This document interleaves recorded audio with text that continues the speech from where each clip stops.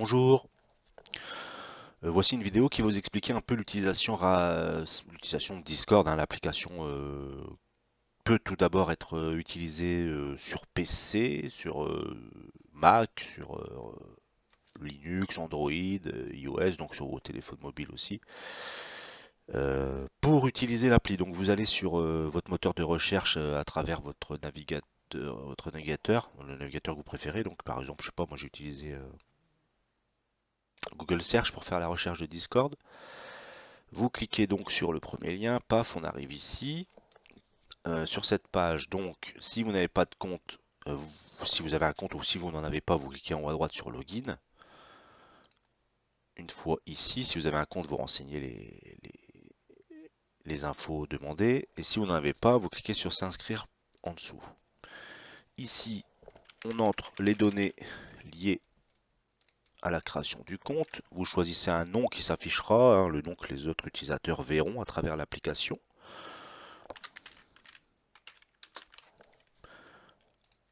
Donc le nom d'utilisateur, on nous fait une suggestion, ça c'est le nom d'utilisateur une fois en fait vous avez un nom attribué et un nom que les autres voient. Donc ça c'est le nom que vous devez utiliser tout le temps, enfin qui va vous être attribué par rapport à votre compte. C'est le nom de compte un peu. Donc on propose un nom en dessous, je vais en prendre un autre. C'est déjà pris, hop, c'est pas pris. Mot de passe, vous créez un mot de passe.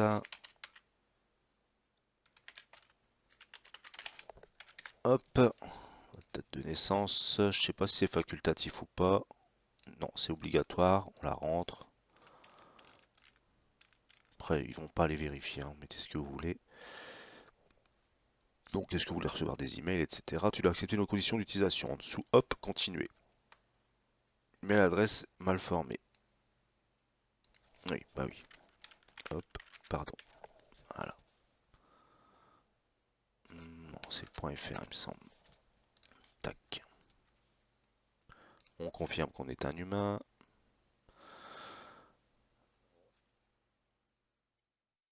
Le plus petit animal. Tac, tac. Allez. On va pas enregistrer. Si vous voulez enregistrer, vous enregistrez. Ici, on me connecte. On me demande une vérification.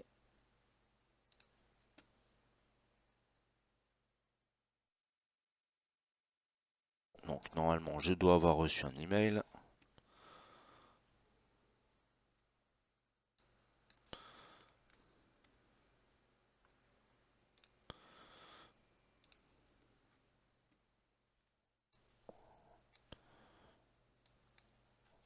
Hmm. Donc on peut voir, hein, que j'ai bien reçu l'email ici. Hop, bienvenue sur Discord, tac tac tac.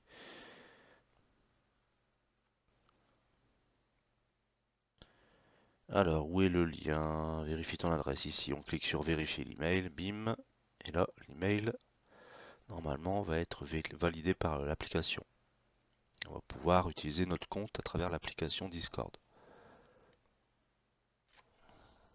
Un peu long la vérification du token.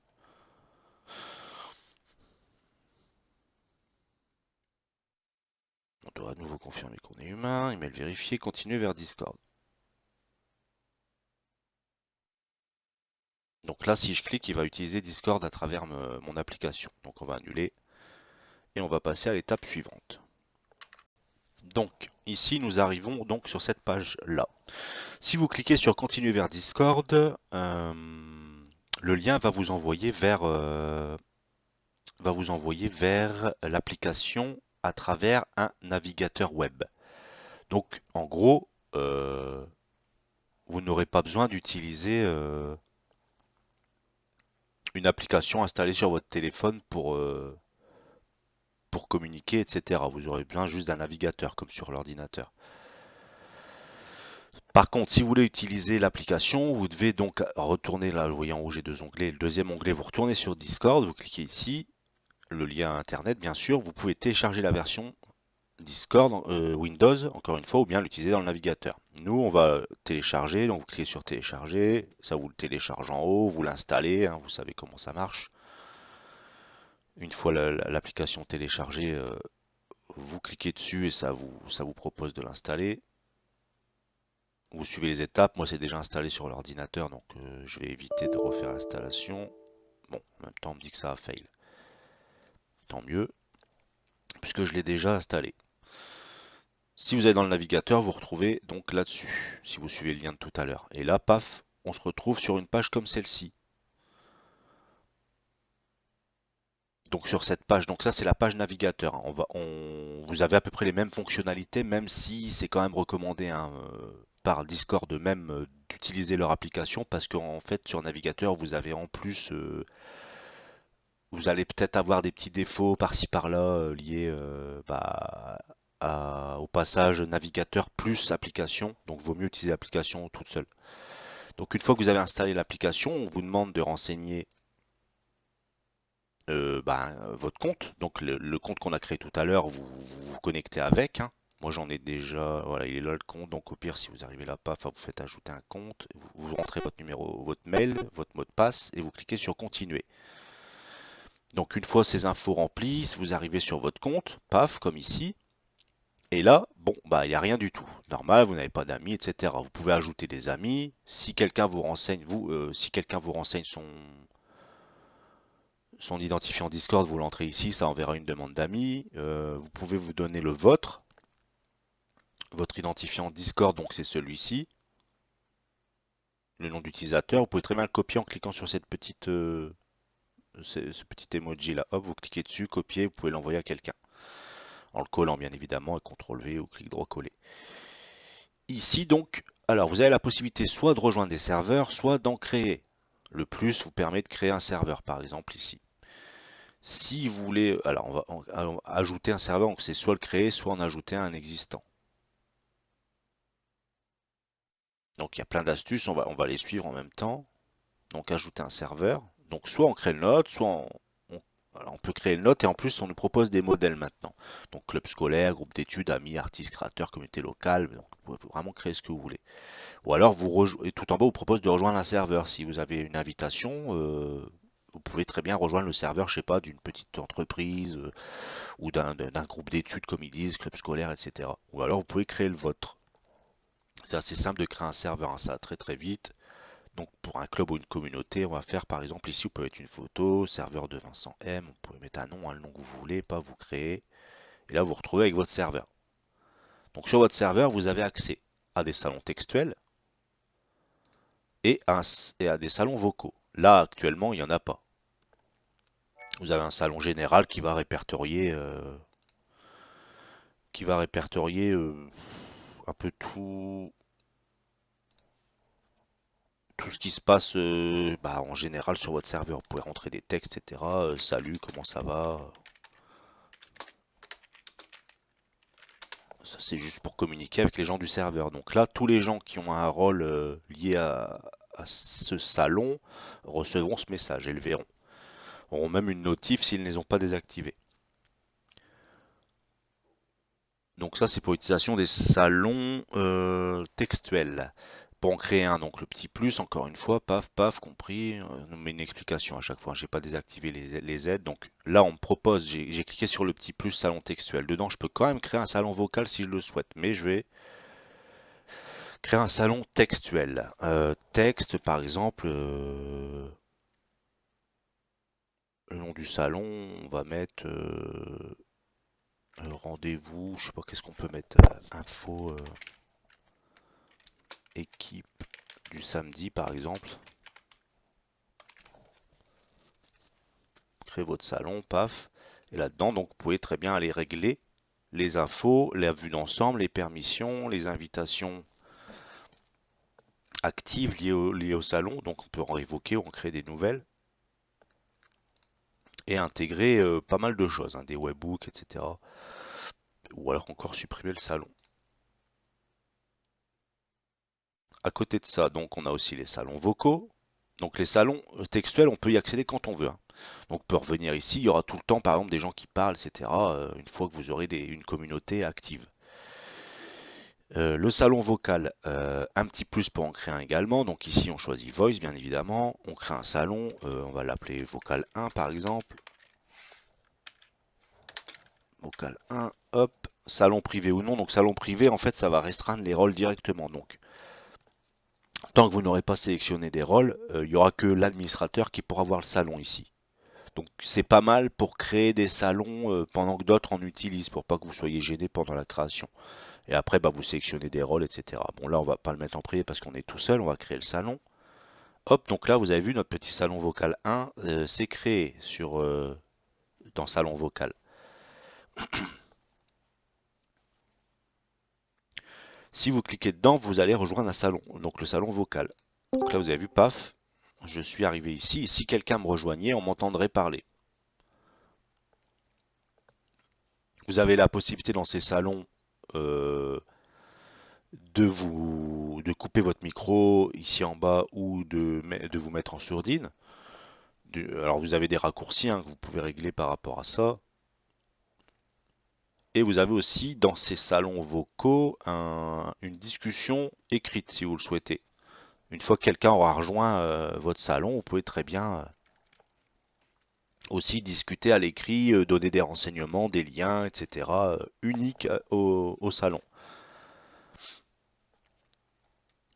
Voilà, donc dans les salons vocaux, là, un des principaux intérêts qu'on peut retrouver, c'est l'utilisation également du partage d'écran. Donc partager son écran, c'est toujours pas mal pour pouvoir bah, professionnellement faire comprendre des infos, etc., faire mieux passer les infos ou encore expliquer des choses. Ce sera toujours plus simple à travers un partage d'écran qu'en expliquant à l'oral. Donc ici, vous avez donc le partage d'écran, comme je disais. On peut cliquer donc sur le partage d'écran. Je vais peut-être ouvrir quelque chose avant pour pouvoir le partager. On va utiliser tac. On va utiliser une deuxième page ici. Alors ce sera. Bon, on va partager notre page. Hop, une page de navigateur. Alors donc hop hop. Donc par exemple, si je voulais expliquer là maintenant en ligne comment on installe Discord, je viendrai ici, donc je ferai partage ton écran, regarde, tu fais ça. Donc le partage d'écran me propose les applications actuellement ouvertes sur l'ordinateur, donc il voit bien que j'ai un navigateur et que j'ai le Discord lui-même, où je peux choisir les écrans. Si vous avez plusieurs écrans, moi j'en ai deux ici, donc il me propose l'écran 1 ou l'écran 2. Et Capture Device, donc là c'est évitez plutôt ça, c'est vraiment là encore un peu plus profond. C'est si vous avez des caméras, etc. Il va vous proposer de partager la webcam ou des choses comme ça. Nous on va partager l'écran numéro 2, hop.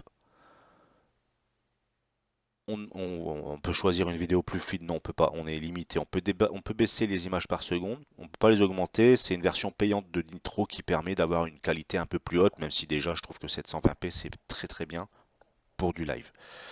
Je lance et là, vous allez voir, moi je peux aussi voir ce que je suis en train de partager. Donc là, toutes les personnes qui rejoignent le salon vocal dans lequel je me trouve actuellement, donc le vocal 1, pourraient voir donc ce partage d'écran là. Donc là, si j'avais à montrer quelque chose, je pourrais dire, bah, je pourrais vous refaire une vidéo et vous montrer comment utiliser. Donc là, il a baissé parce qu'il veut économiser des ressources, mais normalement, je veux le voir, moi, voilà. Donc là, je suis là-dessus. Donc vous avez vu, c'était la page de tout à l'heure. Donc là, je peux très bien partager mon écran et faire une vidéo, expliquer à quelqu'un qui serait en live là avec moi comment utiliser Discord. Donc ensuite, on va fermer ce stream. Donc on va arrêter de streamer ici. Paf. Vous avez bah, bien sûr la possibilité rapide d'allumer votre caméra, si webcam, si vous en avez une, hein, si vous avez besoin d'utiliser si vous aimez ou vous avez besoin d'utiliser les webcams. À travers sur le Discord encore une fois. Donc là, je vais quitter le salon vocal. Quand vous avez terminé une conversation avec quelqu'un, tant que vous ne quittez pas le salon, sauf s'il y a des restrictions liées au réglage du salon. Donc souvent, il y a des réglages qui se mettent en place et qui permettent donc de... Voilà, bon là on est dans les réglages, qui permettent donc de faire sortir une personne d'un salon si elle a oublié de se déconnecter au bout d'un temps imparti. Par exemple, les permissions, les invitations. Donc là, c'est les permissions pour le salon. Donc on pourrait très bien, là c'est réglé sur everyone, donc c'est tout le monde. On pourrait très bien ajouter un rôle.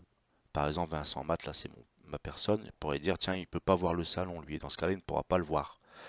Il pourra gérer le salon ou pas. Si c'est des salons écrits, c'est pas mal. Il pourra parler, écrire, se connecter, effacer des choses, etc. Vous avez beaucoup de réglages par rapport au salon. Je ne vais pas m'étaler dessus. Plus que ça. Donc moi je parlais du fait de quitter. Donc si quelqu'un met un réglage pour vous déconnecter au bout d'un temps imparti, comme je disais tout à l'heure, ça vous déconnectera. Sinon, pour vous déconnecter vous-même, vous avez le petit raccrochage de téléphone en bas. Ou alors si vous fermez l'application tout simplement, hein, ça quittera. Ça vous déconnectera. Bon là je vais me déconnecter moi-même. Donc, une fois déconnecté, on va parler des événements. Alors, en fait, vous pouvez créer sur votre serveur des événements qui mettront en place des rappels pour les utilisateurs concernés. C'est très simple, hein. Vous avez donc ici la création d'événements, aucun événement à venir bien évidemment. On va créer un événement. Hop. Alors, où se trouve l'événement? On demande si il faut que les gens se rejoignent en vocal par exemple, ou si vous avez envie qu'il y ait un rendez-vous de prix et que tout le monde se rejoint sur le salon vocal, donc vous sélectionnerez un salon parmi les salons qui existent déjà, ou alors si c'est un lien externe, vous pouvez très bien le noter, et puis par exemple, je sais pas, on va mettre Cafette entreprise, cafétéria,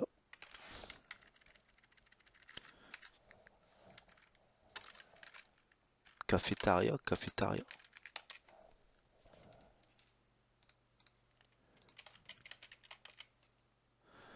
cafétéria pour moi.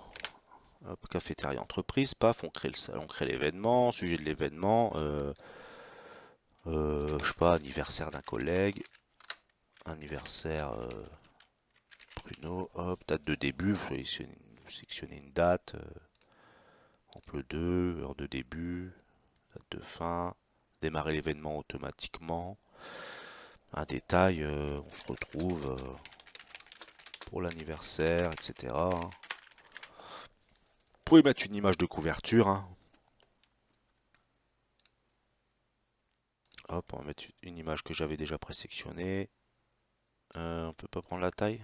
Non, on peut pas la réduire. Bon, c'est pas grave. Tac, appliquer.